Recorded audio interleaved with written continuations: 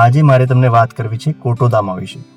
કોટોદામા એક જાપાની શબ્દ છે જેનો અર્થ સ્પિરિટ ઓફ લેંગ્વેજ અથવા વર્ડ સોલ એટલે કે શબ્દોમાં આત્મા છે, એમાં અલૌકિક શક્તિ છે એમ થાય છે કે જે સીધું જ એ વસ્તુ કે વ્યક્તિ પર અસર કરે છે.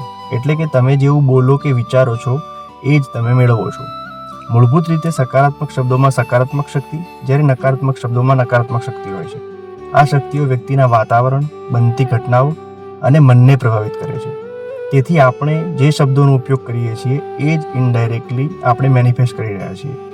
ઘણી વખત આપણે મજાકમાં પણ બોલી દઈએ છીએ, મારાથી તો ક્યારેય નહીં થાય અથવા મારું નસીબ જ ખરાબ છે, અને પછી જાણે અજાણે એ જ રિયાલિટી બની જાય છે.